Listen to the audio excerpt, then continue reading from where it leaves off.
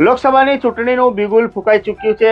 ભાજપ કોંગ્રેસના ઉમેદવારો દ્વારા મેદાનમાં મતદારોને રીઝવવા માટે અવનવા કિમિયાના પ્રયોગ થઈ રહ્યા છે। ત્યારે દાહોદ બેઠક ઉપર ભાજપના ઉમેદવાર જસવંતસિંહ ભાભોરે ઉમેદવારી નોંધાવી ચૂક્યા છે। ત્યારે આજરોજ ગુરુવારના દિવસે ઇન્ડિયા એલાયન્સમાંથી લોકસભાના કોંગ્રેસના ઉમેદવાર ડોક્ટર પ્રભાબેન તાવીવાળે પણ પોતાની ઉમેદવારી નોંધાવી દીધી છે। દાહોદ શહેરમાં ભવ્ય બાઇક રેલી પૂર્ણ કર્યા બાદ ડોક્ટર પ્રભાબેન તાવીવાળ ઇન્દોર હાઈવે સ્થિત પ્રથમ પાર્ટી પ્લોટ 2 નજીક આવેલા ગ્રાઉન્ડમાં વિશાળ જનમેદનીને સંબોધન કર્યું હતું। વિજય વિશ્વાસ સભા કરવામાં આવી હતી। આ જનસભાનું પૂર્વ ગરબાડાના ધારાસભ્ય ચંદ્રિકાબેન બારિયા, દાહોદ વિધાનસભાના પૂર્વ ધારાસભ્ય વજયસિંહ ફણદા, ઝાલોદના પૂર્વ ધારાસભ્ય ડોક્ટર મિતેશ ગરાસા સહિત કોંગ્રેસના હોદ્દેદારો ઉપસ્થિત રહ્યા હતા।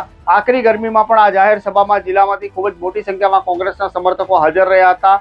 તેમજ રેલીમાં આમ આદમી પાર્ટીના હોદ્દેદારો તેમજ કાર્યકર્તાઓ પણ હાજર રહ્યા હતા। અસહ્ય ગરમીના કારણે કોંગ્રેસ તેમજ આમ આદમી પાર્ટીના કાર્યકર્તાઓ દ્વારા સભામાં બેઠેલા લોકોને પાણીની બોટલો પણ આપવામાં આવી હતી। આ જાહેર સભામાં કોંગ્રેસના ઉમેદવાર ડોક્ટર પ્રભાબેન તાવીવાળે ભાજપને આડે હાથે લીધા હતા અને નકલી કચેરી કૌભાંડ મુદ્દે ભાજપના કોઈ પણ નેતા કેમ કશું બોલવા તૈયાર નથી તેમ જણાવ્યું હતું।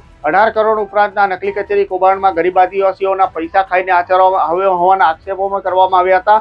ડોક્ટર પ્રભાબેન તાવીવાળે આ આક્ષેપો કર્યા હતા। સભા પૂર્ણ થયા બાદ કોંગ્રેસના ઉમેદવાર કલેક્ટર કચેરી ખાતે પહોંચ્યા હતા, જ્યાં પોતાનું ઉમેદવારી પત્ર તેમને દાખલ કર્યું હતું, જેમાં તેમના પતિ કિશોર તાવીવાળ તથા તેમના પુત્ર ચિંતન તાવીવાળ સાથે સાથે ગરબાડાના પૂર્વ ધારાસભ્ય ચંદ્રિકાબેન બારિયા પણ તેમના નામાંકન દાખલ કરવાની પ્રક્રિયામાં સામેલ હતા। અત્રે ઉલ્લેખનીય છે કે આજે કોંગ્રેસ સિવાય ભારતીય જનતા પાર્ટીના જસવંતસિંહ ભાભોર, અપક્ષના ઉમેદવાર સહિતના ઉમેદવારો કુલ 7 જેટલા ફોર્મ ભરવામાં આવ્યા હતા। હવે આવતીકાલે આપણે નામાંકન દાખલ કરવાની છેલ્લી તારીખ છે, ત્યારબાદ ચૂંટણીનો જે ચિત્ર છે સ્પષ્ટ થશે। પરંતુ આજે કોંગ્રેસના ઉમેદવાર ડોક્ટર પ્રભાબેન તાવીવાળે વિશાળ રેલી સ્વરૂપે બાઇક રેલી યોજી હતી। સભા સંબોધ્યા બાદ શક્તિ પ્રદર્શન કર્યું હતું। હવે આવનારા સમયમાં કેવા પ્રકારના સમીકરણો રચાય છે, મતદારોને રીઝવવામાં જે રાજકીય પાર્ટીઓ છે પોતાનું એડી ચોટીનું જોર લગાવશે, ત્યારે મતદારો કોના તરફ પસંદગીનો કળશ ઢોળે છે તે તો આવનારી 7મી મેના રોજ યોજાનારા ઇલેક્શનમાં જે મતદાન સ્વરૂપે પડશે। ત્યારબાદ જ્યારે 6 જૂનના રોજ